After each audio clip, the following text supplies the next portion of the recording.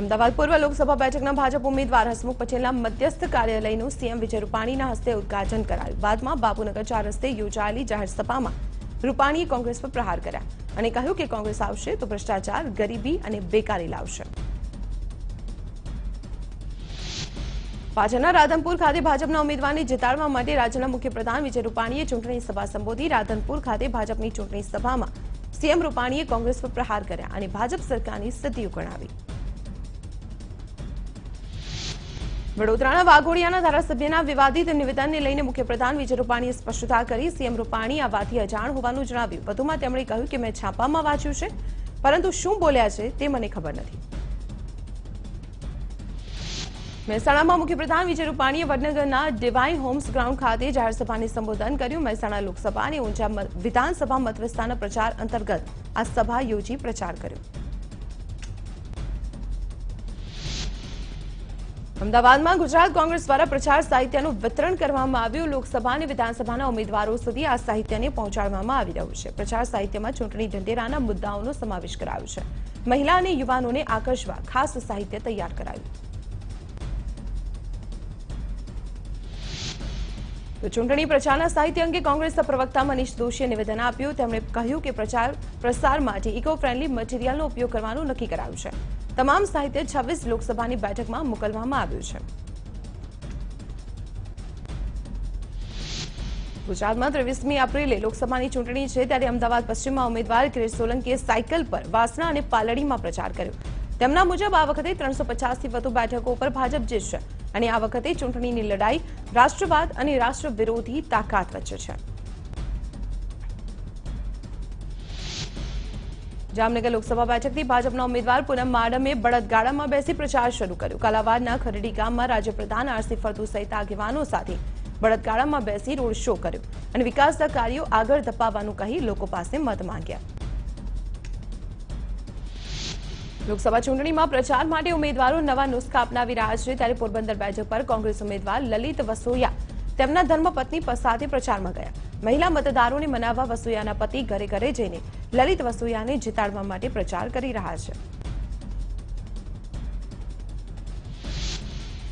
ચૂંટણીમાં યુવા મતદારોનું યોગદાન વધુ હોવાથી વસોયાના ઘરના યુવા સભ્યો પણ ઘરે ઘરે પ્રચાર કરતા જોવા મળ્યા। યુવા લોકો અને દીકરીઓને મતદાન માટે જાગૃત કરવા વસોયાના પુત્ર વધુએ પણ પ્રચારની કમાન સંભાળી છે। ગુજરાત પ્રભારીઓ માથુર ભાવનગર આવીને સ્થાનિક નેતાઓ સાથે ગુપ્ત બેઠક યોજી અને આ બેઠકમાં વિભાવરી દવે, કેન્દ્રીય પ્રધાન મનસુખ માંડવિયા હાજર રહ્યા। અચાનક મળેલી બેઠક અંગે ઓમ માથુરે કહ્યું કે આ બેઠક પોલિટિકલ અને ટેકનિકલ કારણોસર રાખવામાં આવી હતી। વડોદરા જિલ્લા ચૂંટણી તંત્રએ મતદાન જાગૃતિ અંતર્ગત શહેરના અકોટા દાંડિયા બજાર બ્રિજ ખાતે ફન સ્ટ્રીટનું આયોજન કર્યું છે। લોકસભાની ચૂંટણીમાં વધુમાં વધુ મતદાન થાય તે હેતુથી ફન સ્ટ્રીટનું આયોજન કરવામાં આવ્યું। આ ફન સ્ટ્રીટમાં મોટી સંખ્યામાં યુવક યુવતી તથા વૃદ્ધોએ ભાગ લીધો। છોટાઉદેપુર લોકસભાની બેઠક પર કોંગ્રેસે રણજીત રાઠવાને મેદાનમાં ઉતાર્યા છે। 4 જિલ્લા અને 7 વિધાનસભાની સીટ પર વિજય મેળવવા માટે રાઠવા પરિવાર એડી ચોટીનું જોર લગાવી રહ્યું છે, ત્યારે ભાજપના ઉમેદવાર ગીતા રાઠવાને ચૂંટણીમાં માત આપવા તેઓએ તૈયારી શરૂ કરી। બીજી તરફ છોટાઉદેપુર લોકસભાની સીટ પર ભાજપે ગીતા રાઠવાને મેદાનમાં ઉતાર્યા છે। ગીતા રાઠવાએ 5 વખત જિલ્લા પંચાયતમાં જીત મેળવી છે, તેથી પાર્ટીએ તેમના ઉપર વિશ્વાસ મૂક્યો છે, ત્યારે ગીતા રાઠવાએ લોકસભાની સીટ સરળતાથી જીતશે તેવો આત્મવિશ્વાસ વ્યક્ત કર્યો। લોકસભા ચૂંટણી માટે કોંગ્રેસે હજુ સ્ટાર પ્રચારકોને મેદાનમાં નથી ઉતાર્યા, ત્યારે કોંગ્રેસના વરિષ્ઠ નેતાઓની ચૂંટણી મેનેજમેન્ટ કમિટીની બેઠકમાં પ્રચાર આયોજનની રણનીતિ ઘડાઈ, જે મુજબ 10 થી 20 એપ્રિલ સુધી કોંગ્રેસ તેના સ્ટાર પ્રચારકોને મેદાનમાં ઉતારશે।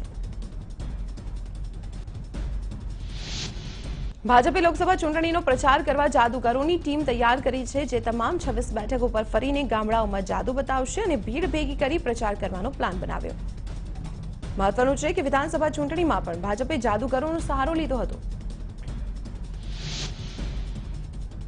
સુરતના પુણા વિસ્તારમાં વડાપ્રધાન મોદી વિચાર મંચે એક રેલીનું આયોજન કર્યું। રેલીમાં મોદી માસ્ક અને બેનર સાથે મોટી સંખ્યામાં લોકો જોડાયા। બેનરોમાં પ્રાંતવાદ અને જાતિવાદને જાકારો આપવાની અપીલ કરાઈ। ભરૂચમાં અયોધ્યાનગરમાં કોંગ્રેસના ઉમેદવારના પ્રચાર વખતે હાજર યુવાનોએ મોદી મોદીના નારા લગાવ્યા. પરિસ્થિતિને પારખી પોલીસ ઘટના સ્થળે પહોંચી પોલીસની હાજરીમાં યુવાનોએ મોદી મોદીના નારા લગાવ્યા.